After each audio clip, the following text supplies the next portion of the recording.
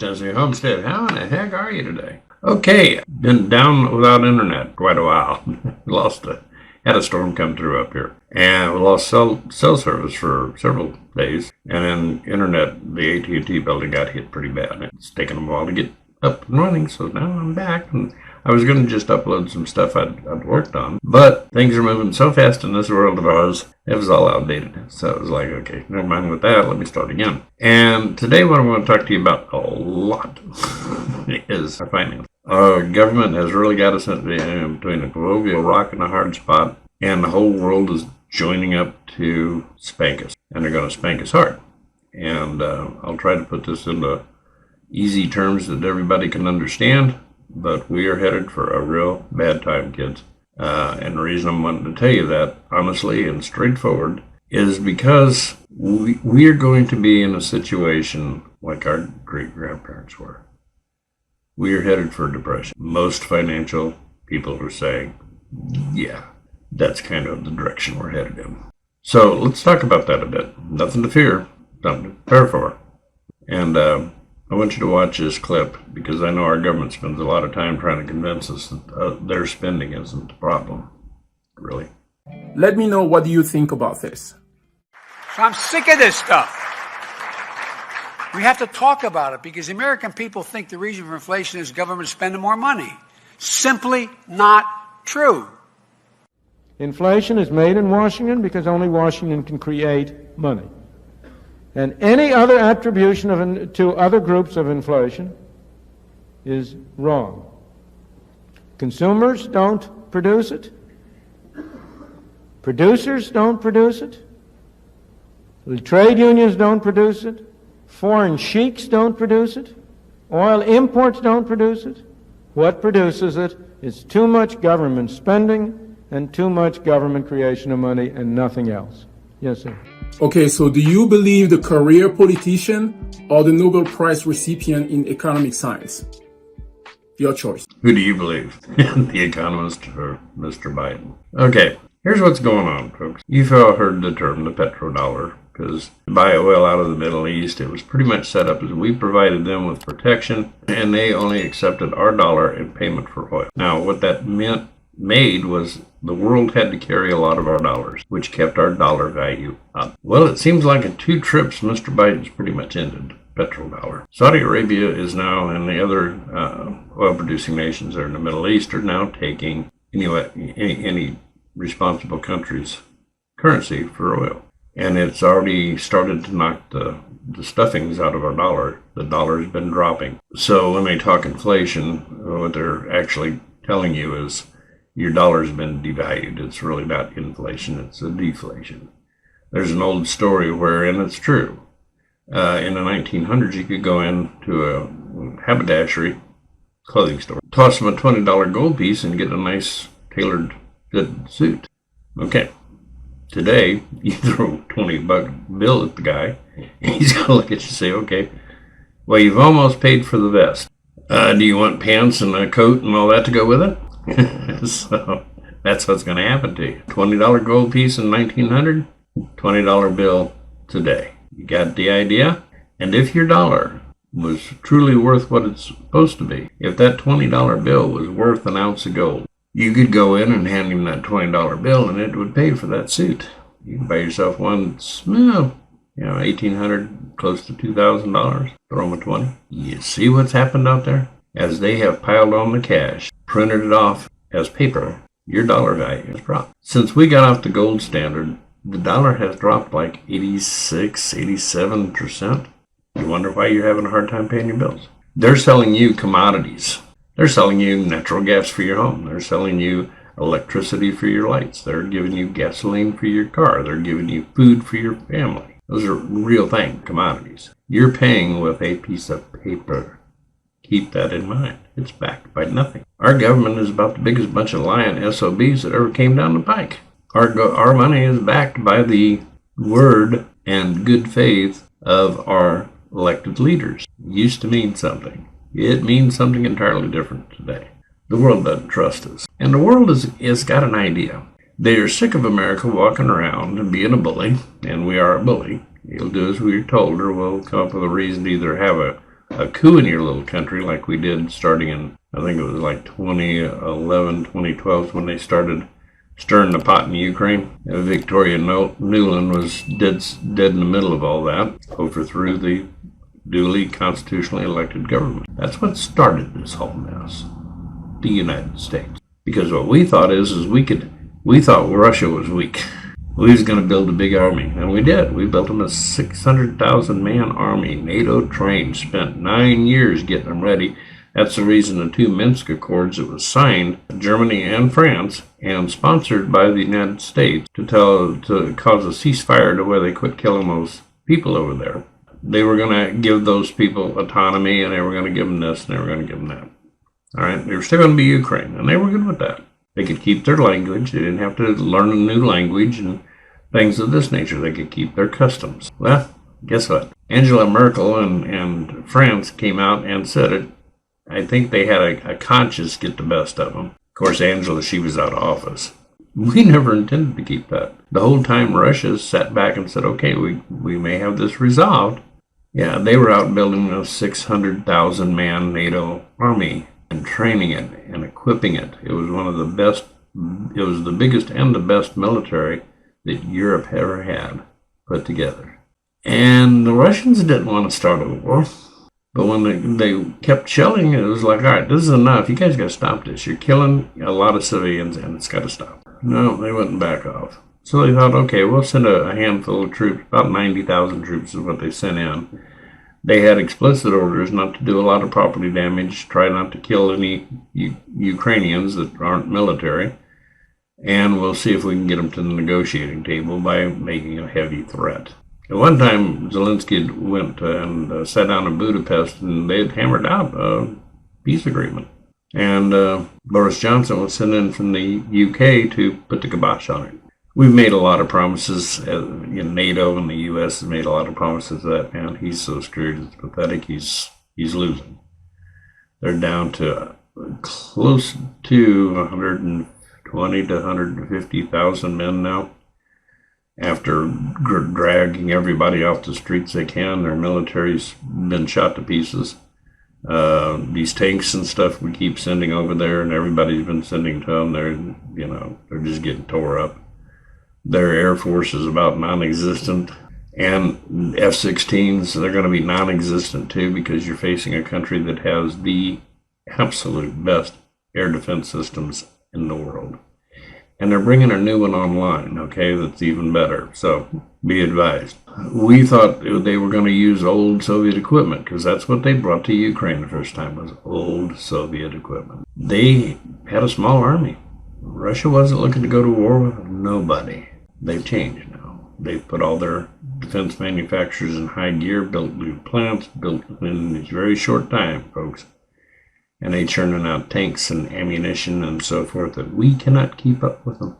We have no way to match them. And it's high-tech stuff, folks. Our JDOM bombs, some of you guys from over in Iraq and Afghanistan know those. They're GPS-guided bombs. They'll put one through your window if they got your coordinates, okay? Unless you're near Russians. And they got a machine, they just throw the switch on and it blocks out the GPS.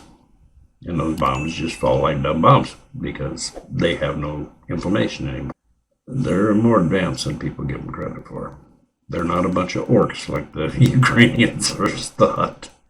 And so it's been rough. But you hate to see this kind of war going on, and we are the instigators of it, and we're the one that keeps it going.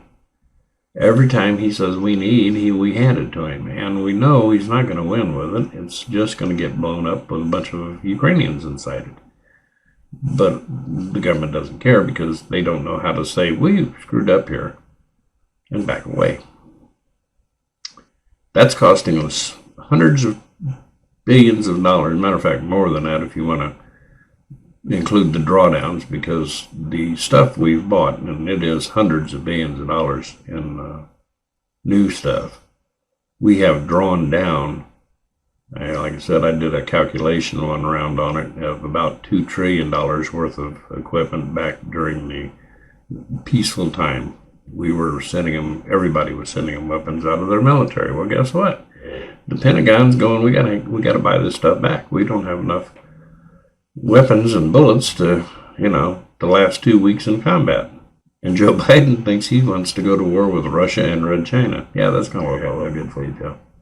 What do you do when the guys are standing there going, oh, we're out of bullets, and the manufacturer can't get us any for a year? Rocks. This war thing is bad. And this is not the kind of war that the Americans have fought since World War II. Heavy artillery, heavy air power, heavy tanks. It's nothing like we've had in the past. We have a hard time getting air cover up. Now, it's not to say that our military isn't any good, although this woke military that's been going on, I've heard some stuff and it sounds pretty silly, but until I really confirm it, I don't want to talk about it too much, but it's weakened the military a lot. So, militarily aside, the rest of the world's looking at us going, hey, why are you doing all these things? Why do you keep putting your thumb on us and try to screw us into the ground with these sanctions and so forth? Why? Well, the world perked up its ears when they saw what Russia did. That's the heaviest sanctioned country that's ever been. And they have been moving up the list of profitable countries. They're right behind us, kids. Yeah. With all these sanctions on them. And we are starting to fall off due to those sanctions. See, we're a consuming nation. We don't make nothing. Even our chip thing blew up on us with Red China. They tried to pull the same thing on Red China with, we're going to sanction this, and we're not going to let you have the equipment. Well, they just went and built their own. Go away. We won't use any of your stuff. And by the way, the minerals that you need to make those chips, we're not going to send you anymore. So you go find it where you can and pay whatever you can. And of course, these smaller countries are going, yeah, buddy, it's time to make some cash. So yeah, they've pretty much slapped us around. But our biggest problem is our bond market. Everybody's cashing in their bonds, and they're not buying anymore. And you got to figure this is most of the world. Red China's cashed in 400 and some odd thousand this last round in May, and they plan to, before the end of the year, cash in about another 350,000, which is going to leave them, our billion, it's going to leave them $1 billion on hold in the U.S. for making transactions with whatever. But they're just leaving them $1 billion. And they've also demanded their gold returned to them. I hope we have it, because a lot of countries are sticking their hands out going, by the way, we want our gold back. And I don't know if the Fed's got it. It'll surprise me if they do. Listening to a lot of economists, listen to what's going on out there. And the honest ones, they'll look you right in the face and say, we are a breath away from a Great Depression. And it's going to come rolling at us like a freight train. We'll know more next month, or the end of this month. But these nations of the world, and it's most of the nations, folks, most of the nations of this world of ours is saying enough.